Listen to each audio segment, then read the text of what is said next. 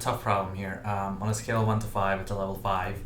On test day, skip it. If it's taking you too long and you have no idea how to even start this problem, don't take your time on it, skip it. But for now, I'll take it slow, pause the video wherever you need to, and let's see what's happening. It is a relatively typical SAT problem, so I'll show you the way I've figured out how to do problems like this.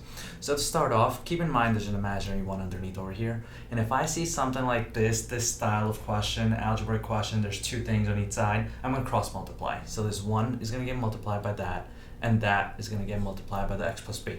So let's start with that. So I'm just going to rewrite the 2x squared plus 2ax plus 16, because that's just 1 times that expression. And that equals 2x plus 2 times x plus b. Now on the right side over here, I have to FOIL this out. So first will just be that expression, and then the outer, inner, and last. So let's do those out. So again, the left side will just carry itself down. I'm not going to rewrite that for now. And over here I'll have first, which will be 2x squared. Outer will be 2xb.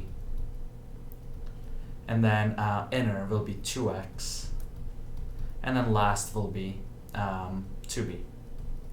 Right, and on this side, like we said, it's just going to carry down, so it's just going to be 2x squared plus 2ax plus 16. Now, here's where the main strategy or the main trick comes in, and keep this in mind. Now, whenever you see problems like this in the SAT, match up the sides. And what I mean by that is, check this out. So this is my first over here, right? And that's my last. So this 2ax has to be the result of the outer and inner combined. So just like on the right side, this is my first, this is my last, and over here, this was the result of my outer inner.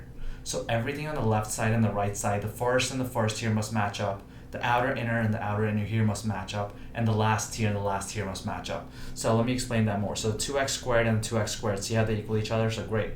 But now the 2ax and the 2x plus b plus 2x must equal each other. So on the right side, I'm going to keep a running list. I just said that 2ax must equal 2xb plus 2x, because on the right side, remember, this is the result of the outer inner that I did. Right out of my FOIL, the outer inner was this. The outer inner on this side is this. So, and then the other part is a 2b and a 16. So 16 must equal 2b, because that's my last part. Now, if I look at this right there, I should easily be able to solve for the b. So if 2b equals 16, that tells me that b must equal 8, right? Because I'm going to be dividing both sides by 2. Now, if I go back to this expression, I can replace the b with 8.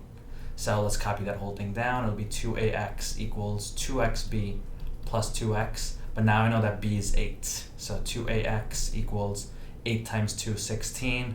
16x plus 2x. And then 2ax equals 18x. That's just that combined. And now it becomes easier. Remember, the question is saying, what is the value of a?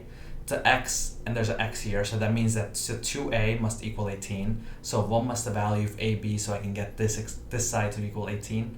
9, because 9 times 2 would be 18, and then I'll have 18x here, I'll have 18x here, which makes my value of a to be 9.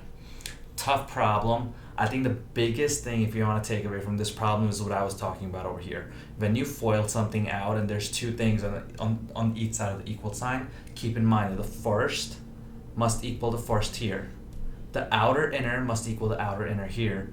And the last must equal the last over here. So if you can keep that in mind, remember that, and set it up this way, any problem that has a similar setup, you should be able to ace. Level 5 problem on the test.